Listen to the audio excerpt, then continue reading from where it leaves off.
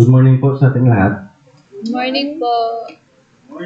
Muli isang kagalakan at pribilehiyo para sa akin ang kayo ay makasama hindi lamang sa araw ng Panginoon, ngayon ay ika-24 na araw ng Panginoon sa taong 2026, kundi isa pang higit na gawain ng Panginoon na makasama kayo ang hapag ng Panginoon. At mula sa iglesia na akin pong pinangunahan, outreach ng FCC Bacoor ay ang iglesia doon sa Matamis, na kung saan ay pansamantala ko pong iniwan. At ganoon din ang aking pamilya, aking asawa at anak ay nagpapaabot ng kanilang pangumusta. Gusto akong samahan na aking asawa, pero dahil hindi maganda ang panahon kahapon, ay sabi ko ay wag na lang. Nag-aalala siya dahil sa aking pong kasalukuyang kalagayan, ang aking pong likod, which is na last Friday ay muli itong lumagutok, at ilang araw din po akong nakahiga lang, totally na lying flat, na walang unan.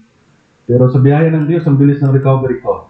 Pagpapala sa akin, ang ating pong dating kasamang pastor, Pastor Wilfred, siya ang nagsabi sa akin na wag kong ipapaopera. At siya rin yung nag-therapy sa akin for almost 1 month. Nung first time na nag-slip disc ito. And then, dumating si Brother Simon, which is na-operado sa lumbar, siya nagpapatunay na buti hindi mo yan pina-opera. Kasi wala rin naoperahan pero nandun pa rin yung pain. Mas maganda hindi mo operahan kasi may mga exercises na particular doon sa problema na iyon na pwedeng gawin para po mapaayos ulit, bumuti siya ulit. So, salamat sa Panginoon. 2 days akong sunod-sunod na nakahiga lang and then unti-unti ay nakabangon. No? So, yan ay biyaya ng Diyos at sabi ko nga, hindi pa tapos ang Diyos sa akin. Kailangan meron pa akong gampanan para sa ikapagtitibay ng pananampalataya ng bawat mananampalataya at maging di mananampalataya na makakilala sa Panginoon gamit ang salita niya.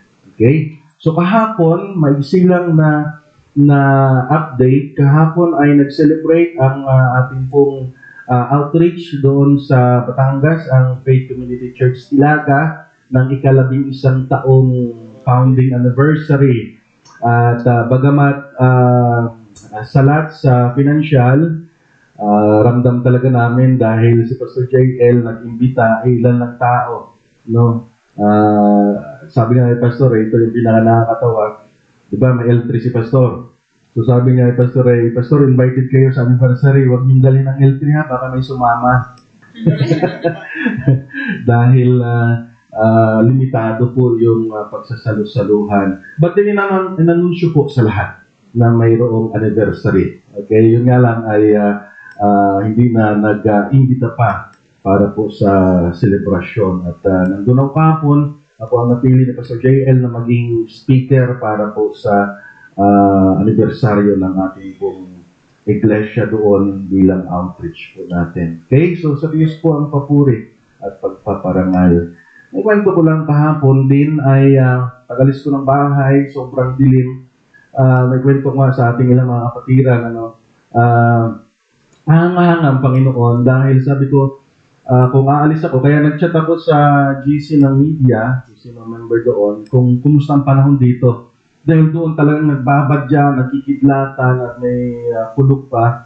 So kung aalis ako, hindi maganda para sa akin. So, kinabukasan na lang, kanina madaling araw, 3:00. Sabi ko, magiging problema ko naman ay yung akin pong pagod. Hindi ko may relax yung aking likod. Imagine ko, saan doon sa church sa Bacoor ako hihiga pagdating. Okay?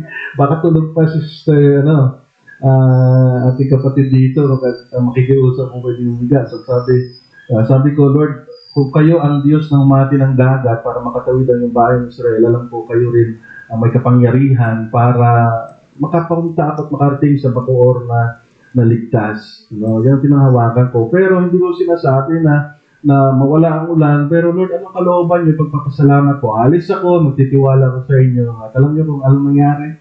No? Sa aking madinaanan, basang-basa. Kumbaga patapos na yung ulan. Diba? Konting ambon na lang. No? At alalang-alalang sa akin ang aking mag-ina dahil pagkatalikod ko ay bumuhos ng malakas na ulan. So napakabuti ng Diyos, lalo na kung ikaw ay involved sa paglilingkod sa Kanya. Okay? So this morning ay isang espesyal na mensahe na may kaugnayan sa ating pong pag-alaala doon sa ginawang sakripisyo at kamatayan ng ating Panginoon Kristo. Ang dalang mensahe at ito ay matatagpuan sa unang Korinto, Kabanata 10. Ang sentro ng ating pong pag-aaral ay ang talata 16. Pero sa ating scripture reading, hayaan niyo pong basahin ko in context sa pagkasulat ng Apostol Pablo mula sa talata 14 hanggang 24. Kung niyo po mapansin, bihira ako maglagay ng scripture sa ating pong PowerPoint dahil gusto ko yung hawak niyo pong Biblia ay inyo pong buksan at basahin, no? Yung ilang mga mahalagang puntos ay siya pong nilagay sa ating pong PowerPoint. Okay? So, unang Korinto, Kabanata 10, mga talatang 14 hanggang 24. Kung nandiyan na ho kayo, samahan niyo po ko sa pagbabasa. Kaya nga, mga minamahal, iwasan ninyo ang pagsamba sa mga Diyos-Diyosan. Kinakausap ko kayo bilang matatalinong tao. Husgahan ninyo ang sinasabi ko. Hindi ba't ang pag-inom natin sa kopa ng pagpapala na ating ipinagpapasalamat ay pakikibahagi sa dugo ni Kristo? At ang pagkain natin ng tinapay na ating pinipira-piraso ay pakikibahagi naman sa kanyang katawan. Kaya nga, dahil iisa lamang ang tinapay, tayo'y iisang katawan kahit na tayo ay marami, sapagkat nagsasalo-salo tayo sa isang tinapay. Tingnan ninyo ang bansang Israel. Hindi ba't ang mga kumakain ng mga handog ay nakikibahagi sa ginawa sa dambana? Anong ibig kong sabihin? Sinasabi ko bang ang Diyos-Diyosan o ang pagkain inihandog sa mga Diyos-Diyosan ay may kabuluhan? Hindi. Ang ibig kong sabihin, ang mga pagano ay nag-aalay ng kanilang handog sa mga demonyo at hindi sa Diyos. Ayaw kong maging kaisa kayo ng mga demonyo. Hindi kayo makakainom sa kopa ng Panginoon at gayon din sa kopa ng mga demonyo. Hindi kayo maaring makisalo sa hapag ng Panginoon at makasalo rin sa hapag ng mga demonyo. Nais ba nating manibugho ang Panginoon? Akala ba ninyo'y mas makapangyarihan tayo kaysa sa Kanya? Mayroon namang nagsasabi, malaya akong gumawa ng anuman. Ngunit hindi lahat ng ito ay nakakabuti. Malaya akong gumawa ng anuman. Ngunit hindi rin lahat ng ito ay nakakatulong. Huwag ang sariling kapakanan ang unahin. Ang unahin ninyo, kundi ang sa iba. Balikan ko yung verse 16. Hindi ba't ang pag-inom natin sa kopa ng pagpapala na ating ipinagpapasalamat ay nakikibahagi sa dugo ni Kristo at ang pagkain natin ng tinapay na ating pinipira-piraso ay pakikibahagi naman sa kanyang katawan? Saglit tayong manalangin. Aming Diyos, aming Ama, kami ay nagkapatipon sa umagang ito sa isang layunin upang kayo ay sambahin sa Espiritu at sa katotohanan. Parangalan ka. Natatangi ang araw na ito sapagkat ito ang selebrasyon ng aming Panginoon Hesus bagamat siya ay namatay. Ngunit unang araw ng Sanlinggo, siya ay muling nabuhay. At itong araw na ito ay espesyal din sa amin sapagkat ito ang itinalagang araw dito sa FCC Bacoor na kung saan ay aming alalahanin ang sakripisyo, ang kamatayan ng aming minamahal na Panginoon Hesus. Kung kaya ako na tagapagsalita ngayong umaga ay inyong pangunahan at gabayan. Nawa ay inyong sansalain ang mga salitang mamumutawi sa aking mga bibig Huwag niyo pong tahintulot na ito'y mabahiran ng ating sariling kahangalan. Bagkus mga katotohanan magtutuwid sa amin, magpapalakas sa amin, at patuloy na hahamon sa amin upang mamuhay na nagbibigay sa iyo ng kasiyahan. Lahat na ito iniling namin sa ngalan ng iyong anak na si Jesus. Amen at amen. Ang tema ay pakikiisa kay Kristo sa kopa at tinapay. Pakikiisa kay Kristo sa kopa at tinapay. Alam ko lahat tayo, maging ang mga bata ay alam kung anong nangyayari sa Senado at maging sa Kongreso. Nakakalungkot sapagkat may paksyon na nangyari, no, na hati ang Senado, no, at mayroong blue ribbon na pang Malacanang at may blue ribbon na lehitimo, sabi nila. So, ang masaklap, ang apektado ay ang mga mamamayan.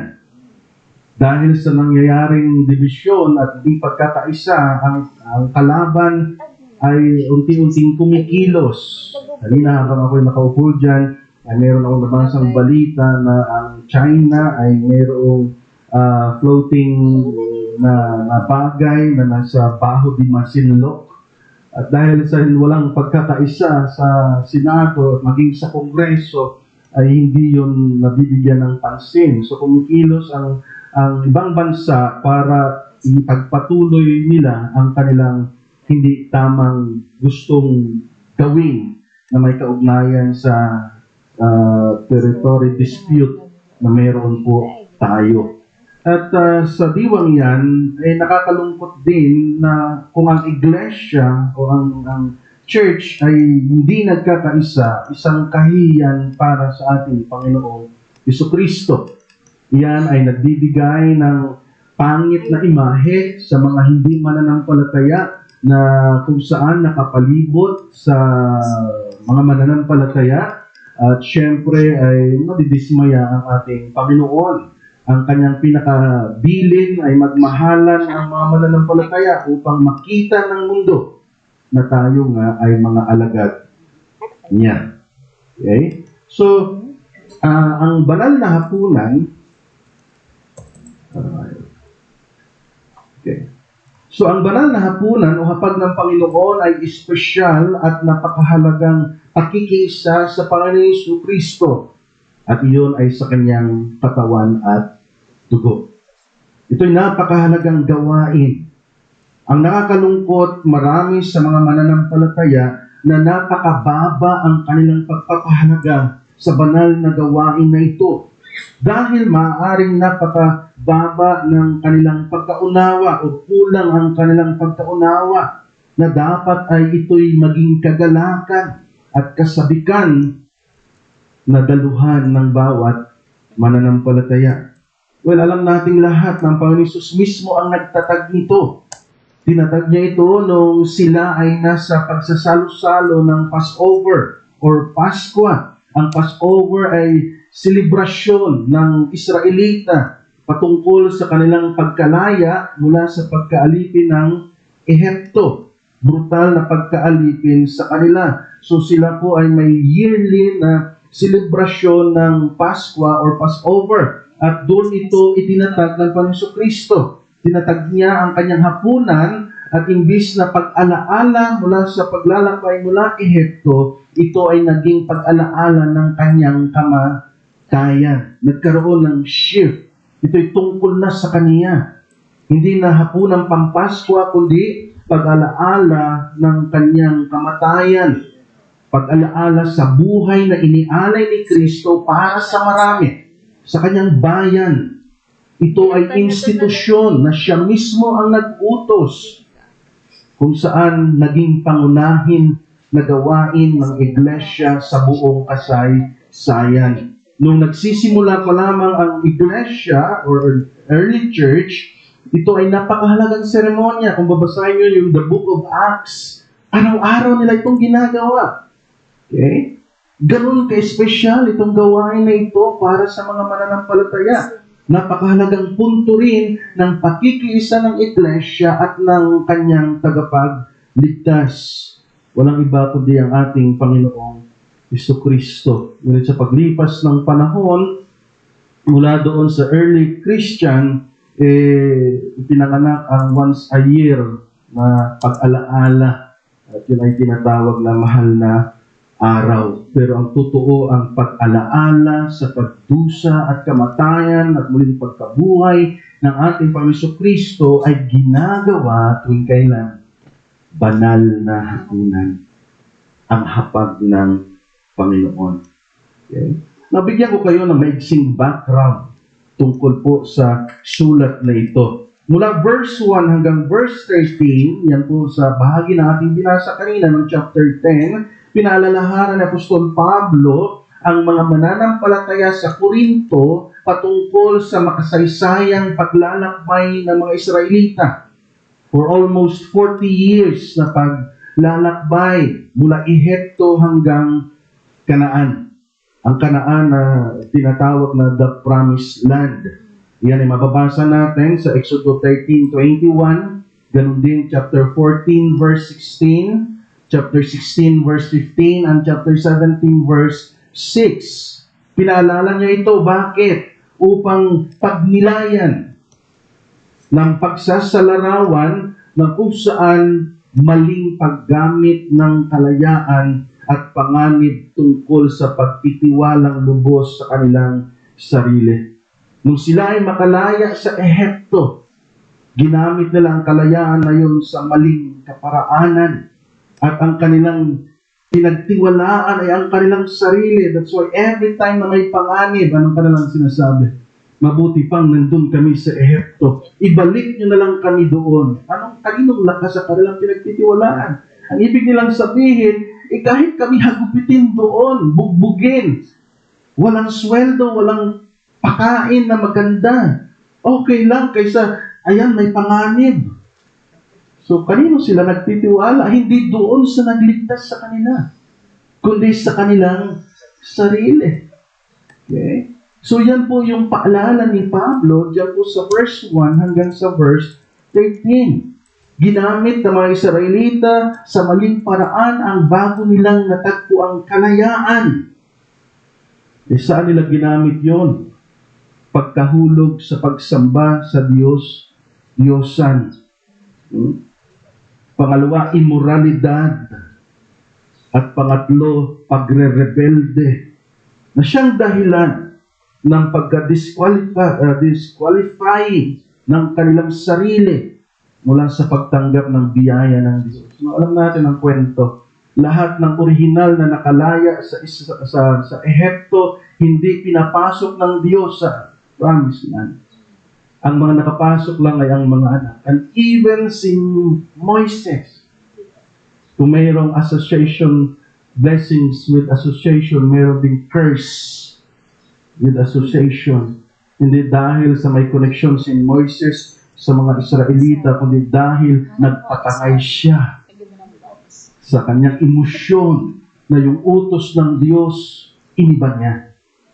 Imbis kausapin yung bato, dinala niya sa kanyang sariling kakayahan sa pamamagitan ng paghampas sa bato para bumukal ang tubig na siyang nirereklamo ng mga Israelita. May mukhang pagsunod, ngunit hindi yung mismo inuutos ng Diyos ang sinusunod. At maging sa puntong yan, hindi kinalugdan ng Diyos. So ay mahalaga yung konsepto nating sola scriptura. Okay? At maaring mangyari ito sa atin, mga kapatid. Tayo man ay pinalaya na ng Panginoon sa pag-aalipin ng kasalanan sa atin. Malaya na tayo. Yan ang dahilan kung bakit dumating si Kristo upang pawiin ang kasalanan. Ang talikala, hindi ka na maging sunod-sunuran. Pero kung pwedeng ikaw ay malaya at bumalik sa kasalanan. Okay? So, ito'y babala rin sa atin. Ganon din yung paglalagay ng tiwala sa ating sarili, sa ating mga gawa. Dahil tayo ay pinalaya na ng Diyos sa ating mga kasalanan. So, refrain from that, mga kapatid. Now, sa verse 14 hanggang sa verse 22, ang topic na ang bahaging iyan ay patungkol sa katotohanan tungkol sa Diyosan. Okay, the truth about idolatry. At ang tema niya na iyan tungkol sa Diyos-Diyosan ay lumitaw doon sa Korinto. No? Nung panahon na ito isinulat ni Apostol Pablo na may ilang mga Kristiyano dahil sa ngalan ng kalayaang Kristiyano o ibig sabihin yung freedom in Christ. No? Doon sa Korinto ay umaattend, dumadalo, wala pa tayo sa mensahe, no? Dumadalo saan? Doon sa mga pagsamba at gawain na para sa Diyosan. Kasi nga malaya na eh. I am free because of Christ or I am free in Christ. Kaya merong ibang mga Kristiyano doon umaattend. No? Pumupunta sa mga pista patungkol sa mga Diyosan. So may ideya tayo, meron pa rin exist sa ating panahon na ganyan. No?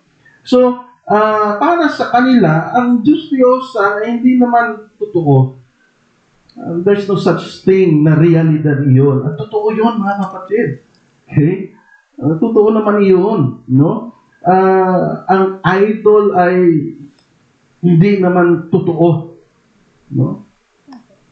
Ang Diyos-Diyosan ay hindi naman totoong Diyos, kagaya ng iniisip ng ibang tao na mayroong paniniwala doon sa kanilang sinasamba. Para sa kanila, Diyos yun. Pero sa tunay na Kristiyano, hindi Diyos ang kanilang sinasamba. Niloloko nila kanilang sarili. Okay? So, yan yung mindset ng Kristiyano. And it is true. Totoo naman po yun. Okay? So, iyon yung kalagayan ng iglesia during that time. No?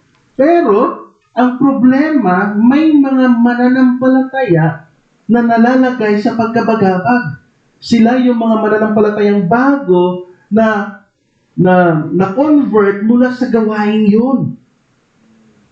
Imagine nyo po, bagong Kristiyano, na-convert sila, dati ang kanilang buhay, iyon. Eh ngayon, dadalhin mo sila ulit doon. Okay? So yun yung pinupunto rito ni Pablo sa kanyang unang sulat. Actually, ang dahilan, kung pag-aralan nyo ng malalim yung history during this portion na ito, itong bahagi na ito ng sulat ni Pablo, sa palengke nila, kaya nagkakatay po ng mga hayop, ay ang reason nila, panghandog sa Diyosan nila. At kung ikaw ay new convert, yun yung dati mong buhay, tapos isasama ka ng iyong pastor, isasama ka ng iyong leader sa church, matagal ng mga mananampalataya, doon sa gawain, kasi sa isip mo, wala naman yun. Pero sa new converts, may problema. At sila ay nagkakaroon ng pagkabagabag. Kaya nga, pansin niyo yung binasa natin kanina, huwag ang inyong pansarili. Ang inyong isipin, kundi ang iba. Okay? Kasi ang mananampalataya, hindi lahat ay fully grown. Hindi lahat ay malago sa pananampalataya. May tinatawag tayong baby Christian. At may tinatawag tayong adult Christian na ang kinakain ay karne or doctrinal. Pero yung baby Christian, kung lalagay natin sa literal, baby, pakainin mo yan ng karne, ay baka mamatay, mabilaupan. And same thing sa pangyayaring ito. Kaya, ito yung background nito na dapat nating maintindihan. No? Hindi problema ang karne na kakainin ng Kristiyano kung siya'y malago, kung yung karne na iyon ay originally, yung nagkatay o nagluto ay inihandog kay san ganito, san ganoon, sa Diyos-Diyosan. Walang problema yung sa Kristiyano. Ang may problema ay yung mga bago. Mayroong nangyayari sa isipan at sa damdamin nila. Nung sila'y na-convert, nandoon yung kanilang pagdidiri sa gawain na iyon. And that's why ang Kristiyano ay maging maingat. So yan yung pinupunto dyan ni Pablo sa part ng sulat na iyan. Okay? Kaya nga, sabi ni Pablo, flee from idolatry. Kung babalikan natin ang verse 14. Kaya nga mga minamahal, iwasan ninyo ang pagsamba sa mga Diyosan. Flee from idolatry. If baby Christian ka man or matagal ka ng Kristiyano, flee. Yan ang binibilin ang panawagan ng apostol. Now, para sa atin, talakayin natin maigsilan, what is idolatry? Wala yan dyan sa outline po natin. Tayo ay dapat pong makinig, no? Para maintindihan natin what is idolatry. Number 1, idolatry is slandering God's character. Ang pagsamba sa Diyos-Diyosan o ang pagkakaroon ng Diyos-Diyosan ay paninira at pag-insulto sa karakter ng Diyos. Ang idolatry ay pag-assume sa Diyos na ito na labas naman sa totoong karakter ng Diyos. Okay? Ito ay kabaluktutan o di nararapat na kaisipan tungkol sa Diyos. Anumang kulang na pagkakakilala sa Diyos, ibig sabihin kulang yung katotohanan, alam ng tao tungkol sa Diyos, hindi yun yung tunay na Diyos. O di kaya ay may higit o dinagdagan ng isang tao yung katotohanan tungkol sa Diyos, nahulog saan? Idolatry. Hindi siya yun. No? Kaya importante na maunawaan natin yung bagay na iyan at ang trabaho ng church, ng pastor na tagapagturo, maging sa Sunday school, sa mga bata, ihayag yung buong katotohanan na sinasabi ng Biblia kung sino itong Diyos natin ito. Para maalis yung hindi totoo tungkol sa Diyos o yung labis na o dagdag na kaalaman na hindi naman sinasabi ng Biblia tungkol sa Diyos na ito. O sa ating Diyos. Number 2 na kahulugan, idolatry is not only slandering God's character but worshiping the true God in wrong way. Totoo ang pagkakakilala mo sa Diyos, totoong Diyos ang sinasampalatayan mo, pero problema, maling paraan. At ginawa yan ng mga Israelita nung nainip sila kay Moises na umakyat sa Mount Sinai. Anong ginawa nila? Nagpagawa sila kay Aaron ng alin? Gintong guya. Sa isip nila, kilala nila ang tunay na Diyos na nagpalaya sa kanila at siyang dahilan nakatawid sila sa tuyong dagat na hinati ng Diyos. Pero yung kanilang sinasamba ay hindi kinalulugdan ng Diyos. Okay? So imagine niyo po yung mga kapatid, worshiping true God in the wrong way. Okay? Kaya mahirap po na mahulog sa kaisipan na pwedeng sambahin ang tunay na Diyos sa striktong paraan, ritual, at mga pamamaraan. Strikto na po yun. Pero mali pa rin yan hanggat hindi totoo na sinasabi ng Biblia. Anong sabi ng Panginoon sa John 4:24? You are to worship God in spirit and in truth. Ano ibig niyang sabihin, lalo na yung salitang truth? Kung ano ang iniutos niya, kung paano siya sambahin. Okay? So, hindi po pwede tayong mag-invento. Mayroong blueprint ang Panginoon na nandyan sa Biblia kung paano siya sambahin. Pangatlo, hindi lamang paninira o panginsulto sa karakter ng Diyos, ang Diyos-Diyosan o ang idolatry, kundi ito rin ay pagkakaroon ng covetousness, pagiging sakim. Sa bahaging sulat ni Pablo, ang kasakiman ay isang uri ng pagsamba sa Diyos-Diyosan. At pangalawa ay idolatry na kung saan ay may ugnayan sa pagnanasa. Yung covetousness is God of materialism. Yung bagang, yung material at gawain ang siyang dahilan bakit hindi mo nasusunod ang Diyos. So siya yung Diyos mo. Okay? Yun yung ibig sabihin ng covetousness. Okay? At pangalawa, yung God of desire. Pagnanasa. No? na kung saan may kaugnayan sa ating pong katawang lupa. Now, to make summary kung ano ang idolatry, paninira o panginsulto sa karakter ng Diyos, pagsamba sa totoong Diyos, ngunit maling paraan, kagaya ng mga imahen, rebulto, mga anghel, demonyo. Napansin nyo kanina, ilang beses binanggit ni Pablo ang salitang demonyo. Okay? Or kahit yung mga taong namatay na. Pagkakaroon ng dinidiyos sa puso, maliban sa tunay na Diyos. At yan yung covetousness o kasakiman at maging ang pagnanasa o yung lust. At ano ang simpleng paalala ni Pablo tungkol sa Diyos-Diyosan? Flee. Run away. Layuan ninyo ang anumang uri ng Diyos-Diyosan. So sinasabi ni Apostol Pablo sa mga mananampalataya na hindi maaring makisalo sa kopa ng Panginoon at sa kopa ng Diyos-Diyosan. Now, sa ating mensahe, ang banal na hapag ng Panginoon ay gawaing hindi lamang inaalala ang naging pagdusa at kamatayan ng ating Panginoong Jesucristo. Dapat sa ating celebrate o pag-alaala sa Kanya sa pamamagitan ng Kanyang hapag, tayo rin ay bumabalik sa karakter ng pagpapakumbaba. Diba, kung yung maalala, nung kayo ay sumampalataya sa Panginoong Kristo, nandun kayo sa estado ang inyo pong damdamin ay abang-aba. At yan din po yung isa sa ingredient ng puso natin sa tuwing tayo ay dudulog sa hapag ng Panginoon, sa banal na hapunan ng Panginoon, na tayo ay bumabalik sa mapagpakumbaba at mapagpasakop na pakikitungo sa Kanya na nakikita sa pagkakaisa ng mga mananampalataya. Now, merong dalawang pangunahing punto na nais ko pong ilatag sa inyo patungkol sa talatang 16.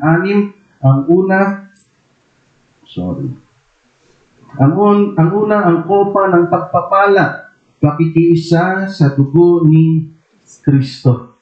No? Ang kopa ng pagpapala, pakikiisa sa dugo ni Kristo. Sinasabi diyan ng talata 16, hindi ba ang pag-inom natin sa kopa ng pagpapala na ating pinagpapasalamat ay pakikibahagi sa dugo ni Kristo? No? So yan po yung binibigyan diin. Ang unang bahagi, yung kopa. Now, yung salitang bless sa English, binanggit yan ay ipinagpapasalamat. Sa English kasi yan ay bless. No? Ang ibig sabihin, ang pinagmulan yan ay Eucharistiyo, na siyang pinagmulan, narinig natin nung tayo ay nasa Roman Catholic, yung Eucharist o yung Eucharistia. Na ang ibig lamang sabihin ng Eucharist ay alin? Magpasalamat. No? So, maganda sa Tagalog kasi na-translate niya ng pinakamalapit. No? Ipagpasalamat sa Diyos.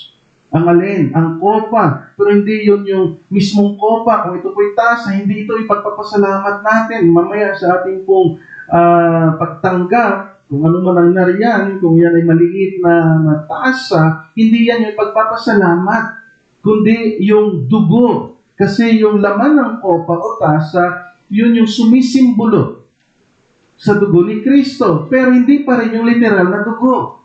Every time na banggitin ang dugo ni Kristo, hindi yung literal na dugo, kundi alin? Kamatayan ng ating Panginoon Jesucristo. Naalala ko nung ako ay nasa dati ko pang denominasyon, nung ako'y bata hanggang sa magbinata, ay maling paggamit ng katagang dugo ni Kristo. Ipanapanalangin na, Lord, sa aming pagbibiyahe, cover us with your blood. Saan sa Biblia na nagtuturo yan? Ang dugo ni Kristo ay nagpapatunay ng kamatayan niya. At ang trabaho ng dugo ni Kristo, yung kamatayan niya ay upang bayaran ang ating kasalanan. At pangalawa ay bigyan ng diin yung new covenant. Diba? Alam natin dito sa Pilipinas may tinatawag na sandugo ba yun? Ng ating mga mga bayani, blood compact, siniselyuhan, nagsusugat sa kanilang palad, hawak kamay sila, o di kayo pinadudugo doon sa papel na mayroong kasunduan. Kumbaga siniselyuhan ng kanilang mga dugo, yung kanilang pinagkasunduan. Ano man ang mangyayari, tapat tayo dito sa kasunduan. Same thing sa dugo ni Jesus Christ. Ang kanyang dugo ang pinakapatunay na ang Diyos ay may bagong covenant, may bagong tipanan, pangako sa bawat sumasampalataya. Okay?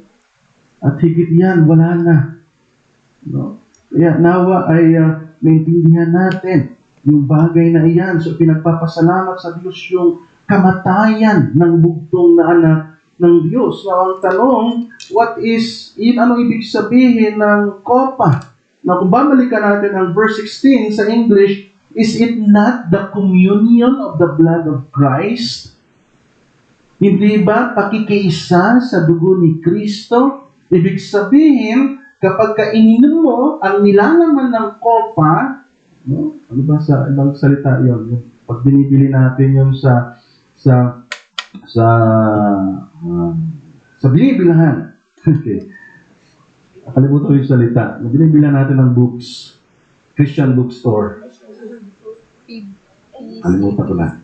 Anyway, doon natin binibili yung maliit na basong yan. Okay. So kapag iniinom natin yung laman na iyan, laman ng basong iyan, ng maliit na tasang iyan, yan ay tuwing Lord's Supper lamang na ginaganap ng simbahan. At ang ibig sabihin, ikaw ay nakikiisa sa dugo ni Kristo, sa kamatayan ng ating Panginoong si Kristo. No wonder na ganun din ang mensahe ng baptism, na sa iyong paglubog sa binabautismohan, nakikisa ka sa kanyang kamatayan. And same thing, sa pag-inom mo ng nilalaman ng kopa, nakikisa ka sa kanyang kamatayan. Okay. So, yan po yung sinisimbolo niyan, pero meron pang higit pa sa simbolo. Kung titingnan natin yung Greek, ng salitang yan, ang tinatawag, ang kahulugan ay participation and sharing. Participation and sharing. Pakikibahagi. Ibig sabihin, ng dalawang salitang yan, partisipasyon at pakikibahagi, aktual na present ka during Lord's Supper or hapag ng Panginoon. Pagdalo o pakikilaho na kung saan kapag ka nagaganap ang banal na hapunan. So ang mga mananampalataya ay nasasabik na makita at makasama ang kanyang Panginoon. Totoo po ba yan sa iyo? Ikaw ba'y nasasabik na makita ang Panginoon? Ikaw ba ay nasasabik na makasama siya? Ako ho, sa bawat araw, lalo na kapag ako ay nakagawa ng kasalanan, Lord, kailan mo ako kukunin? Nung isang araw, sumisikip ang dibdib ng aking asawa, nahirapan daw siyang huminga, tapos ay kumain pa ng, ano ba kinain namin? Ulam namin ay sisig. Yung JJ kasi, yung anak namin, sinisipa yung anak, nahumaling sa sisig. Diba may nabibili na nasa pack lang, tapos painitin mo, dagdagan mo konting sili, kalamansi, at itlog, ayos na. So nakaramdam siya ng, bago siya kumain, nakakaramdam na siya, pero kumain pa rin siya noon. Sabi niya, Papa, ganito. Sabi ko sa kanya, may mga pagkakataong ganyan din ang nararamdaman ko. Pero sumasandal ako at sabi ko, Lord, ngayon na po ba ako ninyo kukunin? At kung kukunin niyo ako ngayon, excited po akong makita kayo. Gusto kong maging realidad ang aking pagsamba tuwing linggo. Nakikita kayo, lumuluhod ako habang hindi ko mapigilang tumutulo aking luha sa inyong paanan at nagpapasalamat ako. You died for me. At kung totoo yan sa'yo, excited ka rin tumalo. kapag merong Lord's Supper. Dahil inaalala natin ang kanyang ginawa, mapabilang lamang tayo sa kanyang pamilya. Okay? So ang mga mananampalataya dapat ay nasasabik na makita at makasama ang kanyang Panginoon at sa ganun din kaisipan, diwa. Tayo rin ay nananabik na dumalo at makibahagi sa hapag ng ating Panginoon. Ang tumanggap ng mga elemento na nandyan sa ating hapag ay pagsariwa sa kamatayan niya.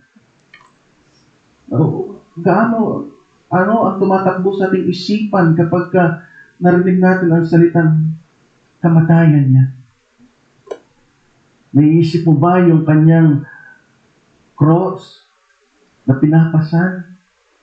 Sumasariwa ba sa iyong isipan yung koronang tinik na nakabaon sa kanyang ulo? Ina-imagine mo ba na gaano kaya kasakit yun?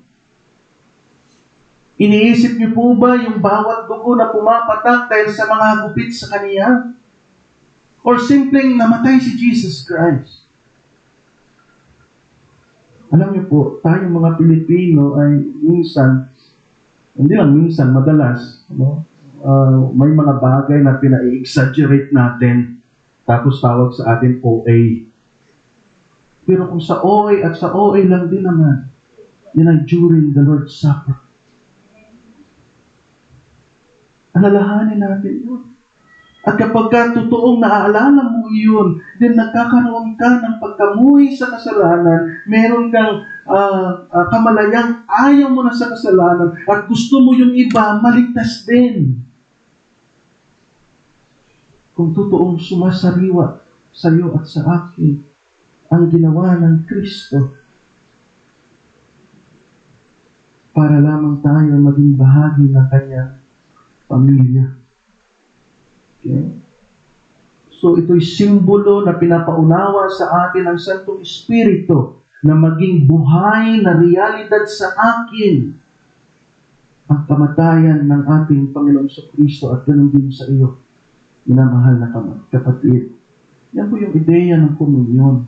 That's why mga Kristiyano noon, araw-araw, nung si Jesus ay bumalik sa langit at simula ang iglesia, ang church, araw-araw silang nagbabanal na hapunan. Bakit? Importante sa kanila yun. Wala si Jesus literally sa lupa, pero gusto naming alalahanin paanong paraan. Di ba? Sabi ni Jesus, do this in remembrance of me. Not once a year. Kung may tanong kayo, bakit hindi natin ginagawa, Pastor, na araw-araw? Pwede niyo pong itanong yan kapag tapos na ating pong panambahan. So, yan po yung kahalagahan ng pag-alala sa kanyang kamatayan. Ang punto ng pagbububo ng kanyang dugo ay simbolo ng marahas na kamatayan. Hindi lang sa krus nabubo ang dugo ng ating Panginoon Kristo, kundi nung siya ay ginarote. Naintindihan niyo po yung salitang garote? Kung siya ay naghahampas ng mga sundalong Romano habang siya ay nakatali doon sa isang tulos o poste. Nasa isip ko kasi yung movie na The Passion of Christ. Okay. Matapos gupitin yung likod niya, pinatihaya naman siya. Kasi sabi sa Isaiah, hindi mo makikilala kung tao pa ba siya. Yung buto ay naghihilaw na sa butas sa punit ng kanyang laman. Okay. That's why ang gamit kong salita yan, yung worst, ginarote.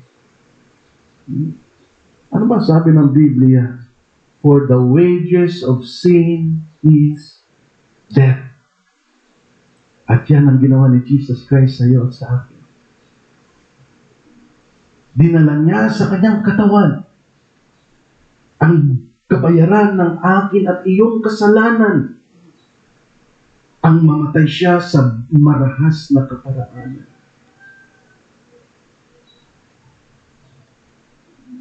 Anong sabi sa Lucas chapter 22 verse 17? Dumampot siya. Ito'y aktwal, unang pagtatag ni Jesus ng Kanyang hapunan, dumampot siya ng isang kopa at matapos magpasalamat sa Diyos ay binigay niya yun sa kanila at nagsabi, kunin ninyo ito at paghati-hatian. And then sa verse 20, gayon din naman, dinampot niya ang kopa pagkatapos maghapunan at sinabi, ang kopang ito ang bagong tipan ng Diyos na pinagtibay ng aking dugo. Ang aking dugo ay mabubuhos alang-alang sa inyo. Okay?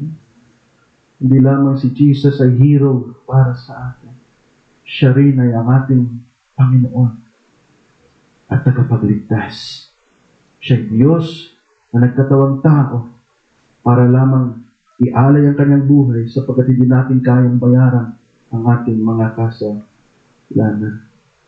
So sa pagtanggap ng mga elemento sa hapag, bagamat tayo ay nagpapasalamat, mga kapatid, naroon din dapat ang pagkahabag at pagkadurog ng ating puso na kinakailangan pang danasin lahat ng iyon ng bugtong na anak ng Diyos para lamang tayo mapatawad at makabilang sa Kanyang bayan. Okay. Now, number 2 na punto, ang tinapay na pinipira-piraso, pakikibahagi sa katawan ni Kristo. No, tapos na tayo dun sa kopa, ngayon naman ay sa tinapay. No? Sabi diyan, at ang pagkain natin ng tinapay na ating pinipira-piraso ay pakikibahagi naman sa kanyang katawan. It's a form of question, pero iniha-highlight dito ni Pablo yung kahalagahan ng ginawa ni Jesus Christ. No? Hindi ba? Yun ang kanyang tono ng kanyang pagtanong. Kumbaga, sinasariwan niya yung ginawa ni Jesus Christ at yung application noon. Kung bakit ginawa o nangyari yun sa ating Panginoong Jesucristo. Kapag tayo ay nakikiisa naman sa tinapay, ito'y kumakatawan sa katawan ni Kristo. No? Sa katawan ng ating Panginoong Jesucristo, take note, kumakatawan. Hindi yun yung mismong dugo at katawan, kundi nagre-represent. Kaya nga mayroong specific na sumisimbolo sa kanyang dugo. Katas ng ubas, hindi pwede orange juice. Meron akong, hindi pa ako pastor, may dinalawan akong Lord's Supper, nagulat ako nung umiikot na yung usher, ang laman po ay kulay orange.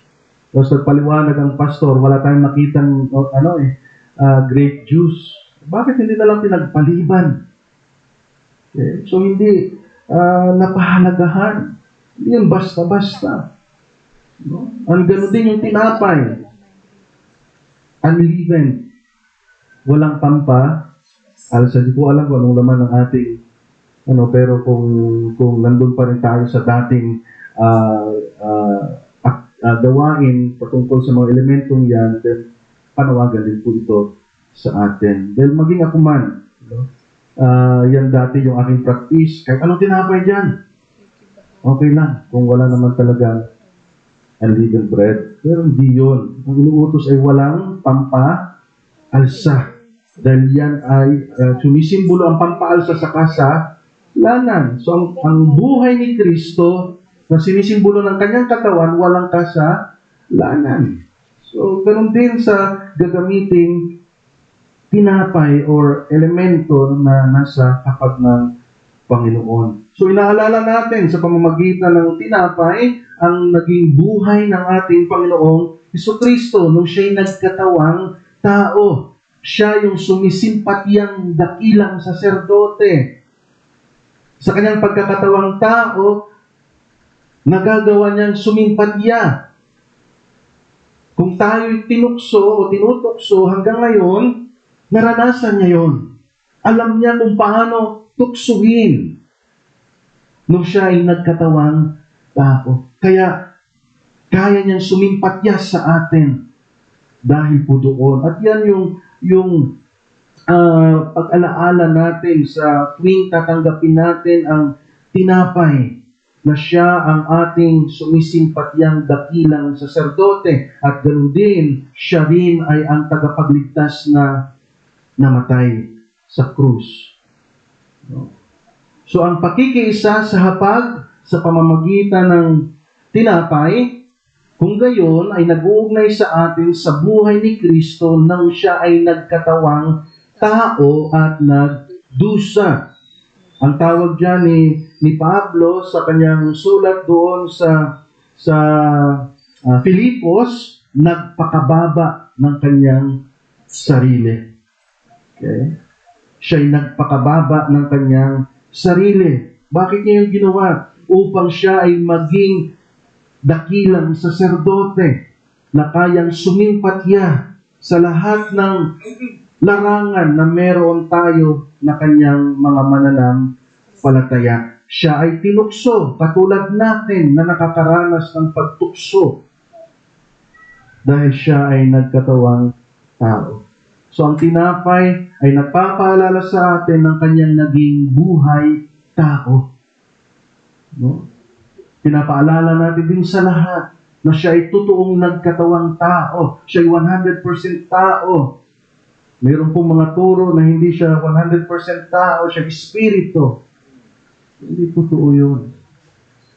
Siya ay 100% na tao at yun yung sinisimbolo ng tinapay at ganoon din yung kanyang kamatayan. Now, sa binasa natin, nandun yung salitang pinipira, piraso. Nung itinatag ni Jesus ito, kumuha siya ng tinapay at talagang sa harapan ng kanyang mga alagad ay kanyang alin? Pinagpira, piraso. Okay. At ipinapakita ng pagpipira-piraso, hindi lamang simpleng galos, kundi alin? Pagkapunit-punit, o di kaya ay pagkalasog-lasog ng kanyang katawan, ng kanyang laman. Ipinapakita yung dinanas niyang hirap. Tayo po, pagka nadapa at naggasgasan yung ating tuhod, ang sakit na, no? Kaya ayaw natin paghawak ng ating magulang yung alcohol. How much more si Jesus? Imagine niyo po yun. How much more si Jesus? Ang ating dakila at minamahal na Panginoon at tagapagligtas.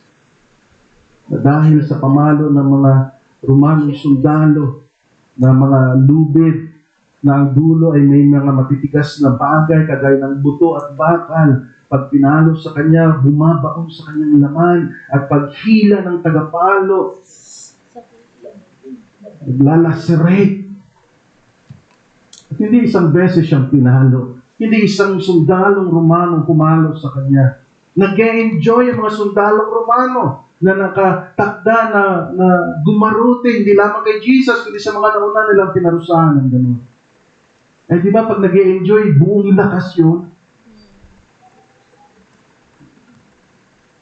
Imagine niyo po yun. Isa yan sa dapat natin maalala at bakit nangyari yun sa Panginoon.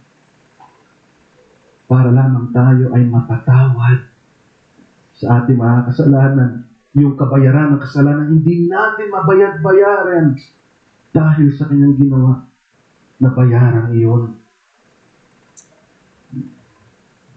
At pina-highlight noon ang pagka-satisfy ng puot ng Diyos sa kasalanan. Kanina may narinig akong background ng piano, pinatutugtog ng ating mga kapatid dito sa may laptop, yung In Christ Alone na background. Alam niyo po, may napanood ako nung isang araw, merong denomination, kinakanta nila sa church, at may nakarinig na isang member ng Reforms, may inalis doon sa kantang yun. Okay?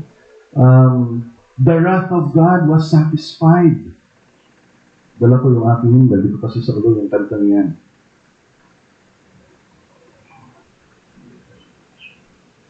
Nasa verse 2, usahin ko po yung verse 2 ng In Christ Alone hymn. In Christ alone who took on flesh, fullness of God in helpless babe, this gift of love and righteousness, scorned. Ibig sabihin, ginarute by the ones He came to save. Till on that cross as Jesus died, the wrath of God was satisfied. For every sin on Him was laid. Here in the death of Christ I live. No, ang ginawa ng ilang denominasyon, bagamat ginawa nilang awitin sa church nila ang awitin na iyon, yung bahagi ng the wrath of God was satisfied at pinalitan nilang the love of God was magnified. Ano bang dahilan? Bakit iyan ay mahalagang bahagi ng awitin? Kung hindi natin naunawaan na namumuhay ang Diyos sa kasalanan, hindi rin natin ma-appreciate yung gospel. Because the bad news is there, the wrath of God.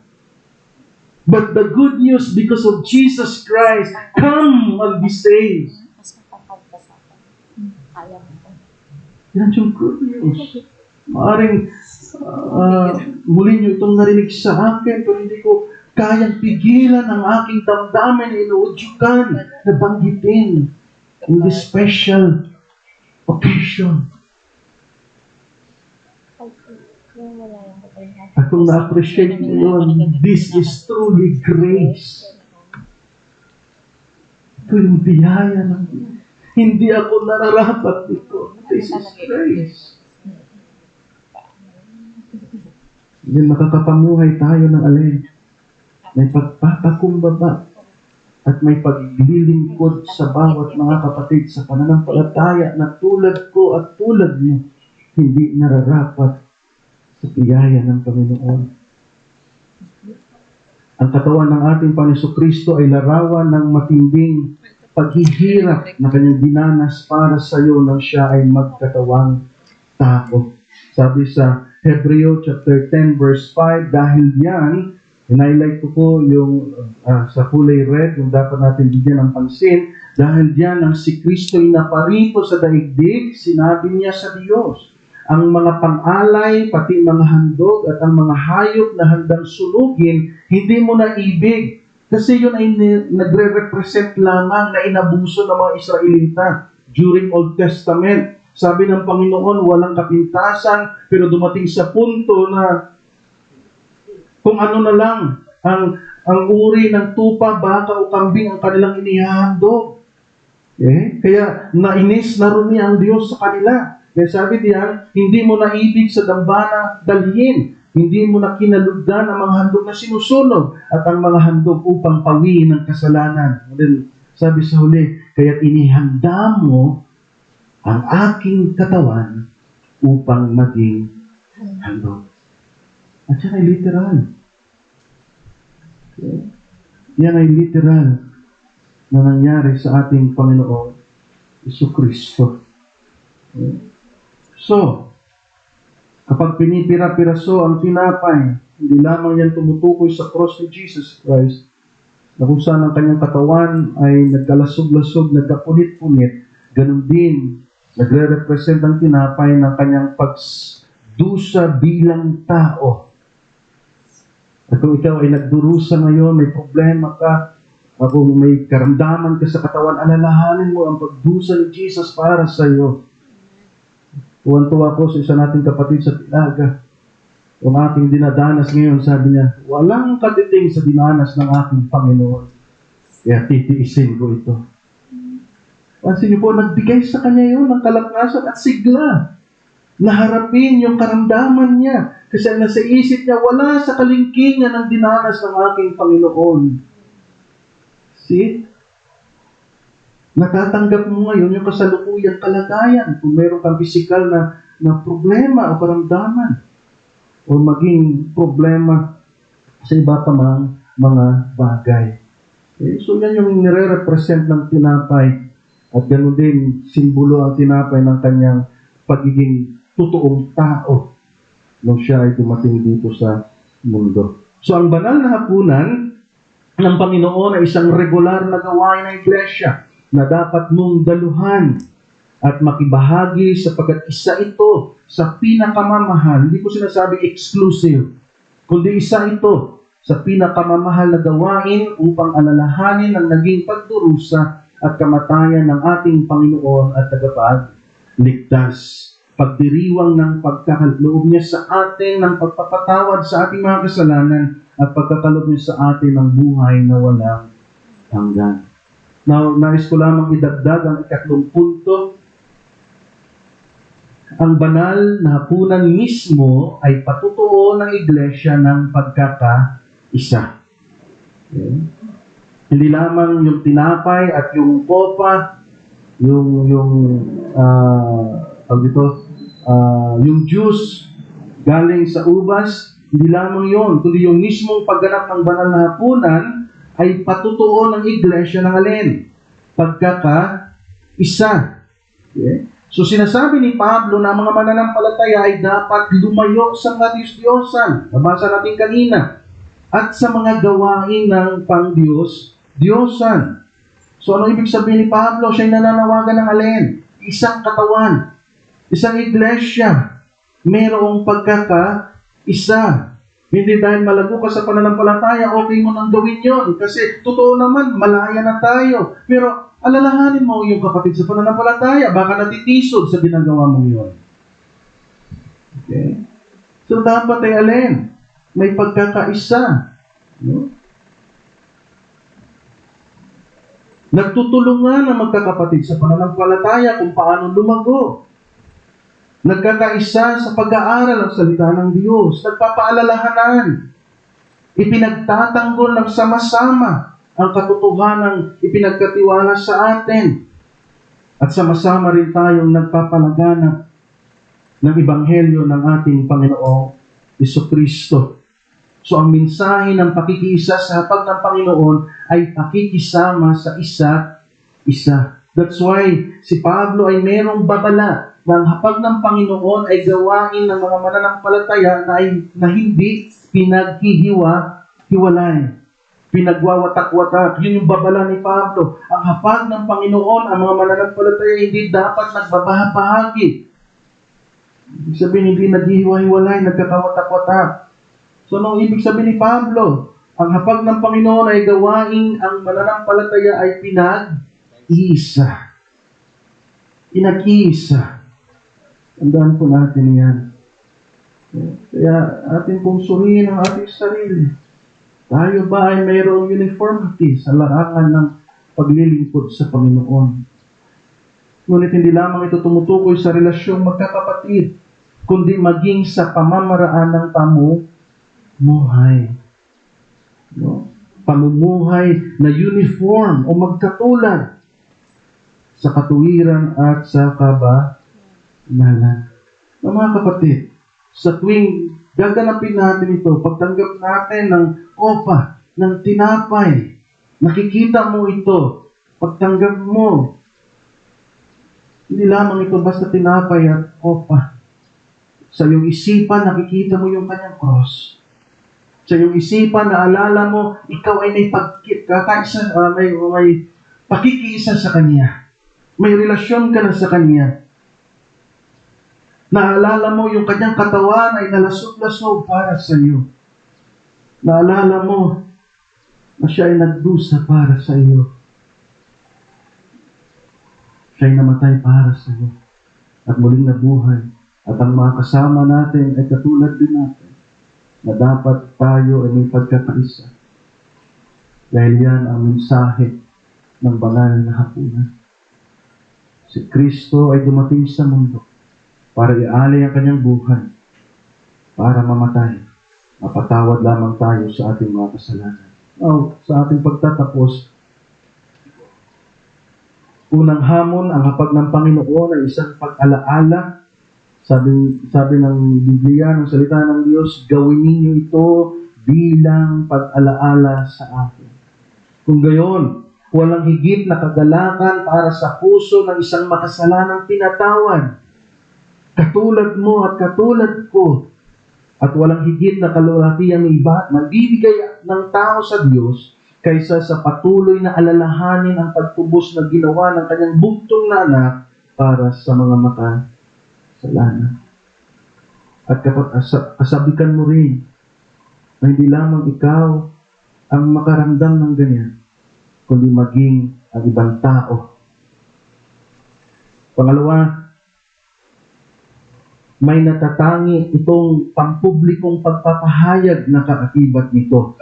Sapagkat sinabi ni Pablo, sa tuwing ginagawa ninyo ito, ipinapahayag ninyo ang kamatayan ng Panginoon hanggang kailan? hanggang sa kanyang pagparito. Ibig sabihin, tayo ay nagbibigay ng hayagang pagpapahayag ng patutuo tungkol sa kamatayan ng ating Panginoong Jesucristo. Mga kapatid, isang pribilehiyo na makasama ko kayo sa hapag ng Panginoon sa araw na ito. Tayo po'y manalangin.